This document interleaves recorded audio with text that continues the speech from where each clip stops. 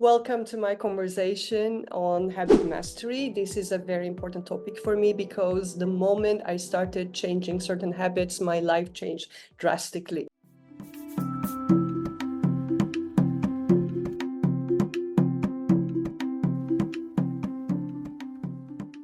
My temperament loves changing habits. So I have to say I am pre-programmed for that. Whenever I see certain things are not flowing in the way that I would really like to experience life, then my immediate go-to is, okay, what is it? Which area of my life is really not serving me right now?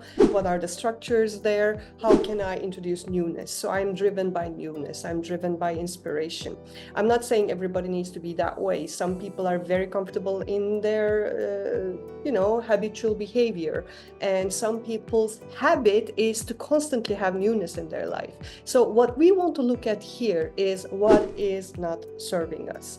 For example, in my YouTube channel, I think I use this example because it's a very valid one.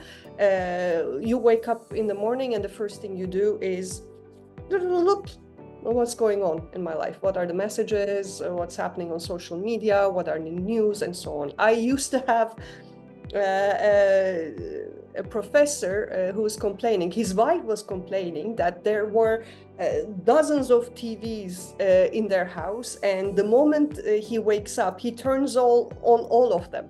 There's one in the bedroom, one in the bathroom, and he doesn't want to miss any word from the news, and that's how he starts his day. On the plus side, you may want, what's wrong with that? What's wrong with starting the day like this? On the plus side, it may activate you, it may stimulate you.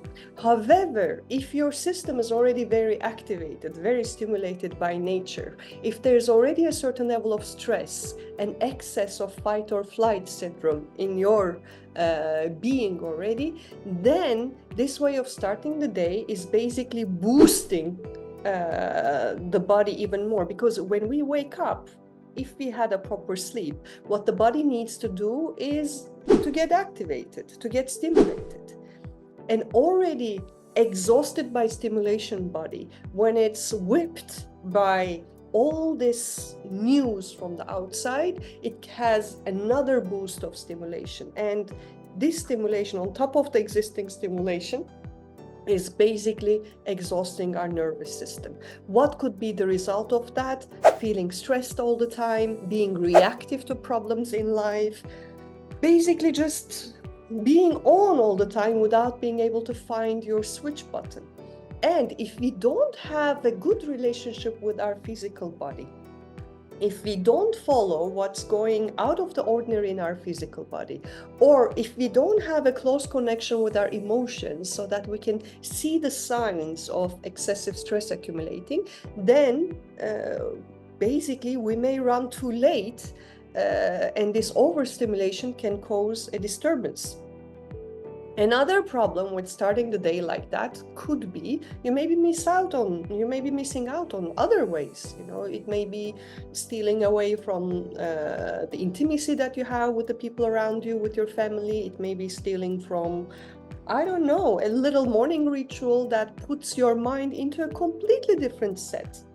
And here it becomes relevant, because when we are waking up to the day, when we are starting to the day, reminded by how our life has been all this way all along, through the messages, through the work emails, through the news, then we basically steal from ourselves the chance, the abilities to start fresh, to gain perspective, to have life from a totally different angle. And this way, as Gurdjieff said, we're turning into robots. There are different reasons why Gurdjieff said that, and now that's the second dimension of habits. So one example that I've given to you was this overstimulation, but there are so many other habits, like when there is this low feeling, low mood, opening the fridge and eating whatever you find there. Or you had a very busy day, you really performed at your best, but in the evening there is no energy, there is no spark to really do something good for your body and have a decent meal. So instead, there's the tendency to go for the comfort. There's the tendency to go through the habitual moves, either going to the favorite restaurant and having your comfort food, or ordering in, or even going to the supermarket and visiting the same aisles, buying the same stuff, although you may already know that stuff is really not good for your body, for your health, for your wellness. These are all habitual behaviors. And when it goes to the extreme of it, they become even addictions. Having a nightcap, just to have a little drink to loosen up. Then it becomes 2 drinks, then 3 drinks, and so on and so forth. Or again, a very busy, very intensive work week, and okay, I need to let off some steam. The definition of letting off steam is maybe a couple of bottles of water, or recreational drugs or whatever. So these are all kinds of patterns that get so established in our system that we don't really find a way out of them. And we have to understand how our brain works here. 43% of our daily behavior, what we do day by day, is habitual. That's a big statistics. So half of our life is already decided by our habits. Imagine you change one of them, and then you insert one habit that is not serving you with another one. Your body, your being, your brain is programmed to keep that up once you manage the first step. I'm admitting the first step of breaking a bad habit is not the easiest, but once you do it, then yeah, you're really covered. So we are creatures of habit, and our brain loves it because it gives our brain the ability to get lazy. There are lots of very valuable habits that we have, like the habit of driving a car, or the habit of doing your financial reports if you have that habit, or whatever skills that you have developed, that you have studied in your life, whatever you studied at your work, at your education system, whatever kind of routines were studied in your household that are serving you. The habits that I have to keep my space tidy, that was developed in my early years.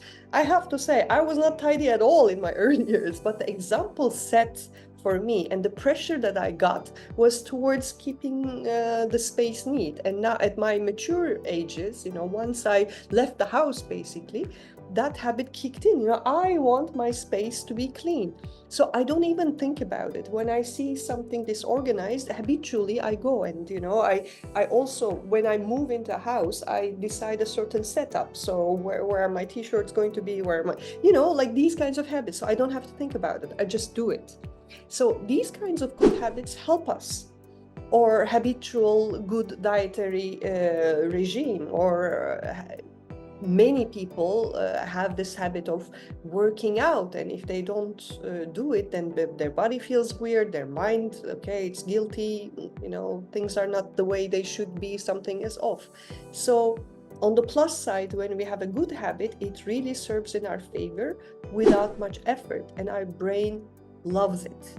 Our brain doesn't discriminate necessarily between what is a good habit and what's a bad habit. What it wants is that we teach it ways to do things, to get things done, and then from the frontal cortex, the message is saved in the basal ganglia. The brain doesn't have to think, doesn't have to put new effort, and it can run on autopilot. That's efficiency. And that's how we continuously evolve. We learn patterns, we learn ways, we learn skills, we learn abilities, we turn them into habit, and they become so automatic that the frontal cortex, the effort, can be spent on new things. So that's a perfect machinery. And we need to work with that machinery. What do I mean by that? If we want to break certain habits, we need to understand this machinery. So there is no point in beating yourself up when these all dietary goals or workout goals or work goals are not just achieved by sheer will. You may say every day, today I'm going to eat healthy, or today I'm going to finish this and meet my deadlines, and today I'm going to do that, or next week. And then at the end of the day, you may end up being a bit disappointed, frustrated. And you may even guilt trip yourself. Oh, my will is not powerful enough, I am like, I failed, I should have done better, I'm not good enough, I'm not worthy enough, etc. However, actually, your brain did what was the most efficient thing to do. So sheer will is not enough. It's important, it's the first step. That's why the number one in habit mastery is working on your willpower, for sure, but not only relying to it. Working on the willpower will help you to get on the track, will help you to establish a new routine, create a new pattern indeed. But it's not the only way to success. We need to understand and have compassion towards ourselves, because our system will be responding to it in a negative way. Our system does not like necessarily to break the habits. So, during this conversation, I want to give you some ideas about how to strengthen your willpower. Some people have it naturally and some people need to work at it. But the good news is that we all have the spark of will and we all can improve our willpower. There are ways to do that. There are methods to do that. So I'm happy to share them with you. A few ideas, of course. Everybody is very unique, very particular. Whatever I'm sharing in these conversations, in these open, free conversations, is more generic. I cannot help it, because everybody is so unique in their way. That's why whenever I work with a client, the first step is a very, very thorough, a very detailed intake, so that we can understand how this particular human being operates and what would work for that particular emotional system, mental system, habitual system, personality, and all the other body, physical systems. So we need to be very particular about those. But I'm happy to share some general, simple practices that can be a starting point for any of you who is taking their precious time to listen to this conversation. So now going back to how the habits are formed. The brain first of all learns something and then it puts it into the back storage and then the pattern is being applied. So the moment you wake up, going back to the TV example, the urge would be to press the button. So there is the cue that prepares the way to the habitual response. The cue here is getting out of the bed, waking up. Now, a deeper question is, why is there a need to immediately wake the mind up with news and with information? What is the feeling that I get when I wake up? Do I feel rested? Do I feel open and ready for a new day? Do I feel in a good mood? Or am I just like, oh fuck, and excuse my language, I use a lot of grown language, by the way, so I should have warned you about it, so please use your earphones if there are kiddies around. So I would say this is a deeper work to find out what is really driving you towards the habit. Because we create these habits out of necessity. So if I wake up feeling sad and not really inspired for a new day, then this is a very uncomfortable feeling. I don't want to live with this feeling. I want to find a method to cope with this feeling. So I create a way, my coping mechanism, which would be turning on, blasting all the information from the world, give me a jolt. I'm not saying that was his motivation, by the way. I'm just sharing it as an example. Sometimes the motivation is positive. Sometimes it's like, wow, I'm a curious person. I really want to feel connected to the world. I want my actions to be of service. I'm a professor, so I want to learn and everything and share the best with my students. So the motivation can be very sublime. I'm not saying it has to be out of sadness or grief or anger or etc. From the negative spectrum. It can be coming from a very positive spectrum of motivations. However, the end result is the same. The body in the morning is like, okay, cortisol rush, let's wake up, and you're putting another bomb of cortisol into the system, and this will by definition increase your sympathetic reaction. And when that reaction is constantly pumped up, then the body perceives itself constantly in threat, because that's why we have this reaction, to fight or flight, certain dangers in life. And we're not fighting lions in our life, we're fighting deadlines, we're fighting problems at work, we're fighting relationship issues. So that threat is becoming very, very strong in the system. Anyway, that's another conversation that I will save for my masterclass on the burnout, because these nervous system responses are very relevant to that conversation. So sticking to the habit formation. So there is a cue that kickstarts everything, and that cue we need to identify. So here comes the second important skill that we need to develop to master the habits. The first was willpower, the second one is awareness. How much are we aware of what's going on inside of our being? Life, world, everything inspires us to have our attention outwards, to get information, to be prepared for the threats, to be prepared for the surprises, to take care of our responsibilities, and so on. So our attention usually is programmed to be very, very extrovert. However, we need to cultivate this awareness of the inner atmosphere to be able to catch the cue. It may be subtle, it might be hiding from you. What is the true feeling, true emotion, true physical urge that makes you have that drink, that makes you, get yourself out of the house on a weekend to go get wasted, or to force yourself to work beyond your limits, or I don't know, any kind of habitual behavior that's around diet, around workout, any kind of habitual behavior that we may not be even aware of. So awareness of the habit and awareness of the inner atmosphere that kickstarts that habit. And the tool for that, I also would like to share with you a little bit. It needs to be, again, individualized. However, the tool for that is cultivating mindfulness, this very popular expression now.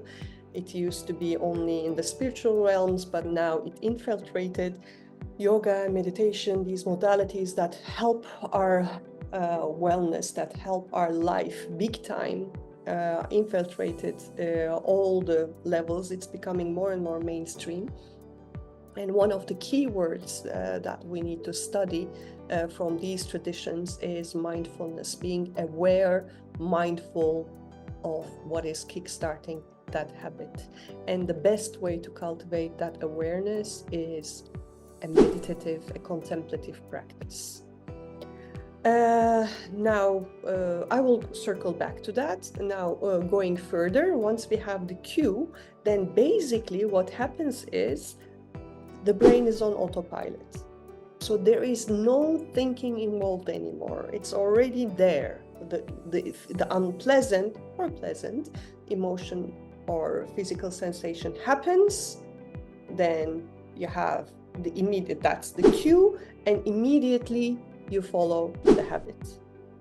And it is very, very, very difficult to break that chain once that is established, because it is not in the domain of our thinking mind. It comes from it comes from the storage. It comes from the subconscious mind. So it's like an instinct that is kicking. That's something that I'm highlighting because many of my clients have a lot of guilt and shame spiral because of addictive behavior or because of negative habits. And that is not helpful. like this shame game, this guilt game. Oh, I again failed to do things differently today. I again messed up my diet. I again messed up my sleep hygiene. Or again had another, dysfunctional day. Or I did something wrong in my relationship context again because of that habit. It's so common, this guilting, and it's really, really, really not helpful, and it doesn't make sense also because, again, we need to understand how the structure works. So basically, we need to cut it, not when it's on, because it's extra difficult. We need to interfere when we know, okay, this is the cue. I need to take action before that cue takes me over. Not when the point of return is, no return is already passed.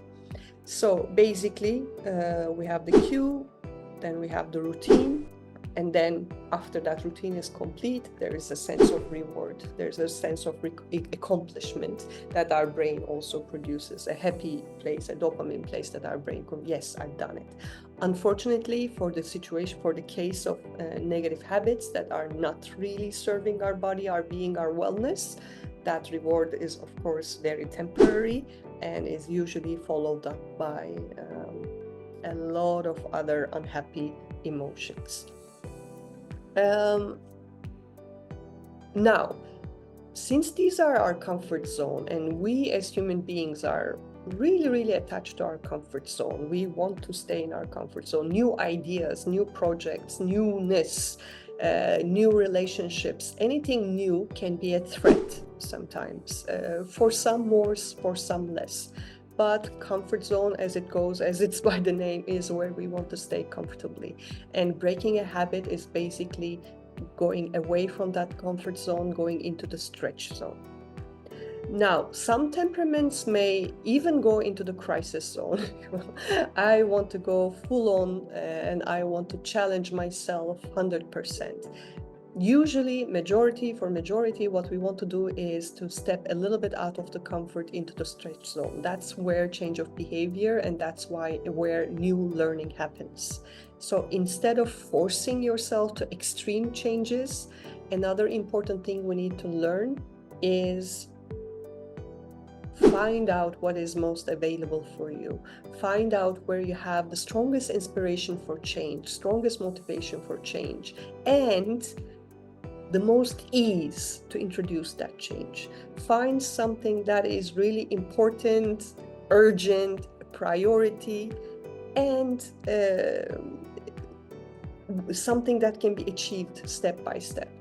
For example, entering a huge diet, 100%, may be super difficult. As I said, those crisis zone people may love it. Okay, I'm going to do black fast. I'm going to clean all of my kidneys. All the problems will be gone, blah, blah, blah. Yeah, good. If you can do it, go for it. But for the more stretch zone people, what I would suggest, instead of changing the entire diet, is changing the habit of shopping. So every time you go for shopping, first of all, remember that's a habit too. What we buy, what we purchase, what we put into our fridge is a habit too. So first of all, you need to contemplate on this. What are the things that I always buy? What am I stocking my fridge? What am I with? What are my go-tos when I feel tired? What are my go-tos when I come home tired? How often does that happen? Okay, it happens very often. So, I really need to think about it. And then reflect on, okay, how can I change certain things? Like, okay, let's find some healthy snacks. Let's find something, because I know that I'm going to be snacking. I know it's going to happen. So instead of going cold turkey immediately, let's think about what could be something that I would enjoy eating without making me feel miserable. Then, okay, what are the side dishes that I can really have to boost my wellness, to boost my health? Okay, these, tolerable, I can cook them, they're affordable, they're within my budget, and they're within my reach, they're easy to buy. Okay, great, And what is the thing that I really, really have to get rid of? Let's say sugar, okay, I'm going to stop buying that. It's not going to even enter my kitchen. It's not going to enter so exactly going before the cue kicks in. I prepare my kitchen in such a way that when the cue of, okay, go eat crap is directing me towards the routine of eating crap, I open the fridge, there is no crap to eat. So that's where the action, the intervention needs to happen. So willpower, mindfulness, and a bit of planning. Planning, strategizing. These are three important steps once we understand how the habits are working. I want to share a little bit about how to cultivate those two. However, I need to say sometimes they're so deeply ingrained, and sometimes our mind can get so blurry around the contemplative part, around the awareness part. We may have so many blind spots because a part of us deep down in our subconscious doesn't want to change anything, wants to keep things as they are. And when we are working on ourselves, we usually fall prey to those blind spots. If a person has a very strong coping mechanism of anger in relationships, like immediately bursting into a frenzy, frustration, resentment, anger, always seeing the outside as a threat, probably there are deeper reasons for that. And the habitual behavior based on anger in a relationship is not something that you can just easily spot. Why? Because underneath there are probably lots of deep woundings, lots of deep troubles that your psyche doesn't want you to really get in touch with. So I have to say there may be certain situations where you need to seek help, even to change certain very basic, simple habits in your life. It happens to me a lot with my clients. I work with brilliant people.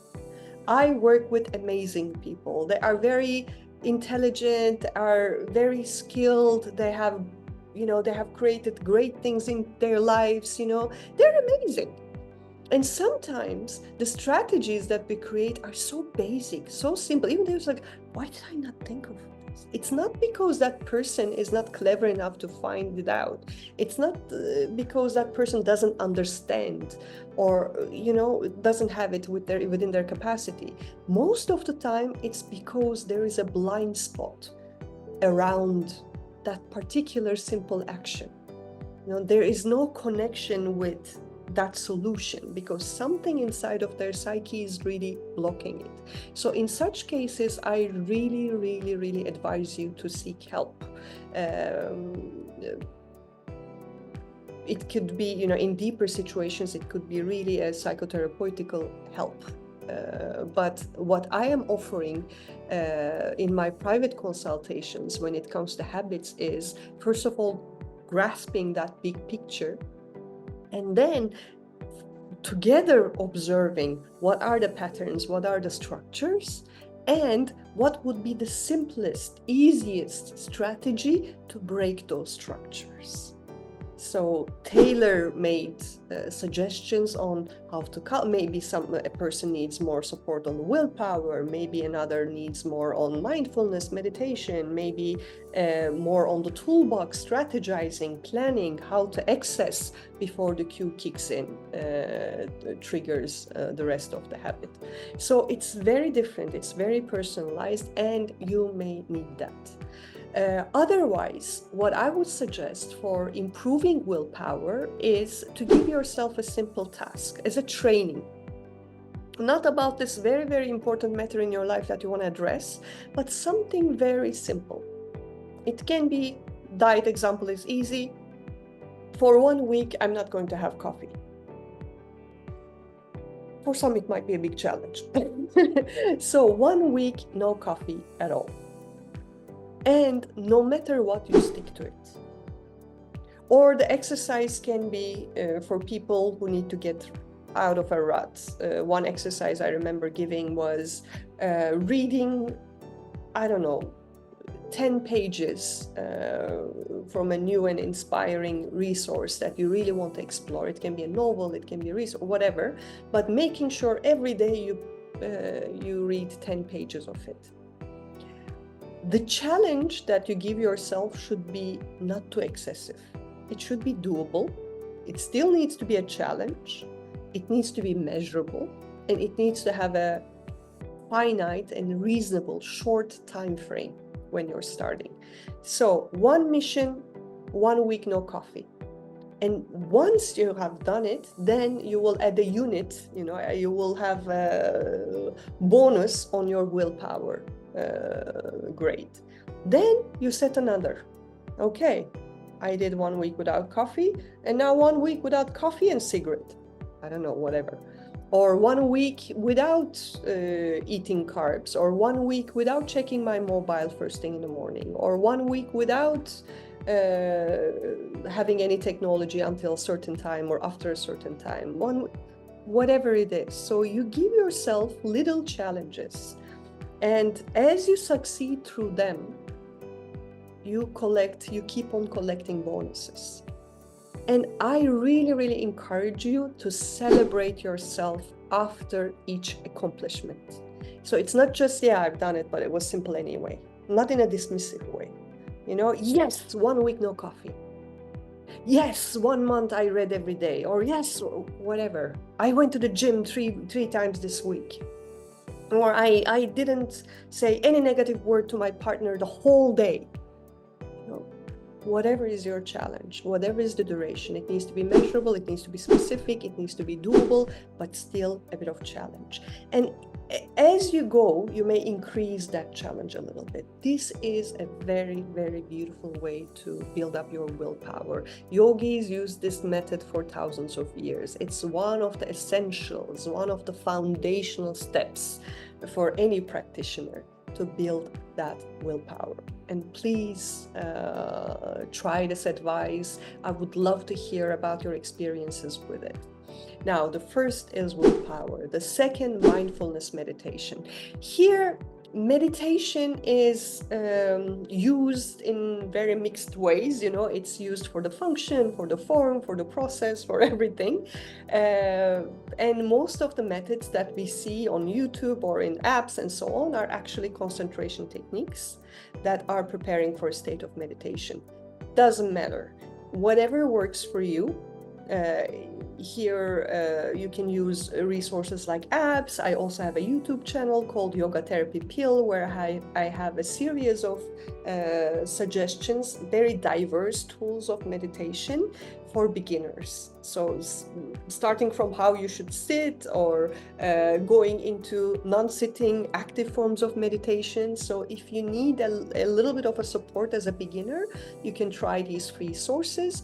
But obviously, it's way more efficient when you have a guide who can share with you what would work best for you among the gazillions of different ways, forms, structures of meditation. And there are certain meditation techniques that can even enhance this new habit formation towards better results. And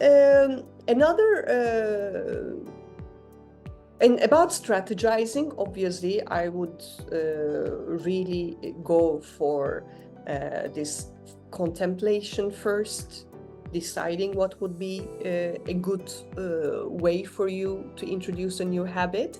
But a few ideas that I can give to you around strategizing is, one, habit stacking. So you have already a good habit, and whenever that good habit kicks in, you also add another good habit to it. Like your good habit might be going to work out a couple of times a week. So another good habit that I usually suggest to clients who have this habit, but who also have an aggravated nervous system, I would say, okay, after each exercise, you do 5 or 10 minutes of pranayama, breathing practice or meditation practice. This way, you add one habit to an existing, already established habit, and you make the practice more complete. Your body is not just up, but it's also calm and centered. So that could be a good way, notice what is already working out for you, what is already functioning for you in terms of habits, and adding a bit to it to introduce another good one. Another habit that I have, that I create a lot actually, is creating egregores, creating spots, spaces in your own space. It can be your office, it can be your house, where you're only allowed to do something. Like, this is my corner of work. Here, it's not allowed to watch movies, it's not allowed to have lazy time, it's not allowed to scroll, it's not allowed. No, this is my concentrated workspace. You know, this space, every time I sit at this desk, the natural inclination in me is, okay, I'm getting on with my work. So on days where I feel like, I don't feel very inspired, the moment I sit here, I'm like, okay, I feel like doing something. It's naturally coming for me. So another corner could be, and I have that too, your meditation corner or your contemplation corner. Or it can be with gadgets or instruments or simple things like a notebook only dedicated to your inspiring ideas, your creative genius. You're only allowed to note your contemplations into that notebook. And I have that too, you know, and that's why whenever I don't feel inspired to, and I have that notebook in front of me, I open it up and suddenly a surge of inspiration comes out. So it's very interesting. We charge with our mind, with our emotions, with our energy, we charge these egregores.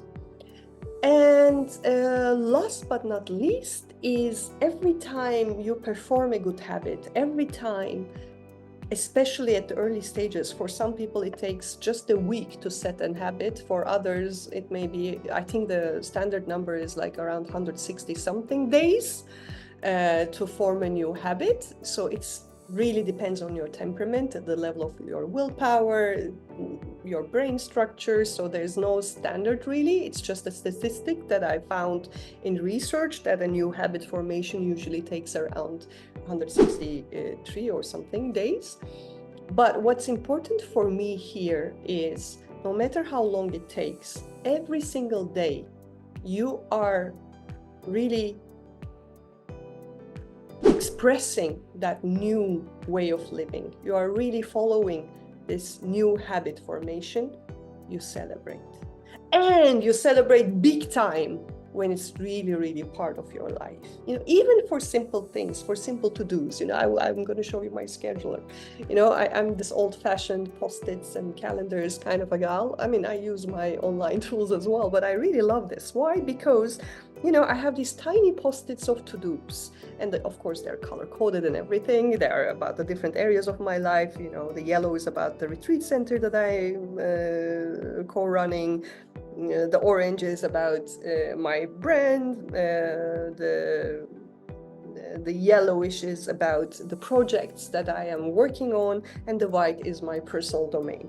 So every time there is a success, there is a completion, there is something that is established in any of those domains, I would go into the bigger post-it and write my celebration. This is complete, this is done. And I wouldn't do it just like a stationary job, you know, I would really feel it. Yes, I've done it. And it can be as simple as, oh, I bought some Bitcoins today, I did my investment, or, you know, it can be a super simple thing, or I went to the gym today, or I ate a healthy meal today, or I ate my big meal at lunch and other meals were light, or I was very loving to my friends and partners, I helped someone, you know, whatever it is for you. So it's very, very subjective, but celebration is a big part of creating such changes, because we are basically blocked by the inner critique, blocked by the judgmental voices inside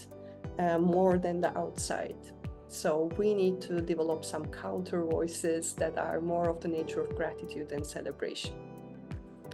Okay, so this has already been, I don't know, going on for a while, and I think it's a very long first live, but this is a topic that I'm very, very enthusiastic about.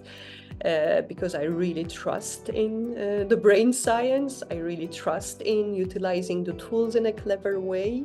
I really trust in being strategic, personalized, and I really trust in the idea that we can change our life one habit at a time. So if you feel that any of these methods can be useful for you and you want to give it a try, I would really love to hear how it works for you.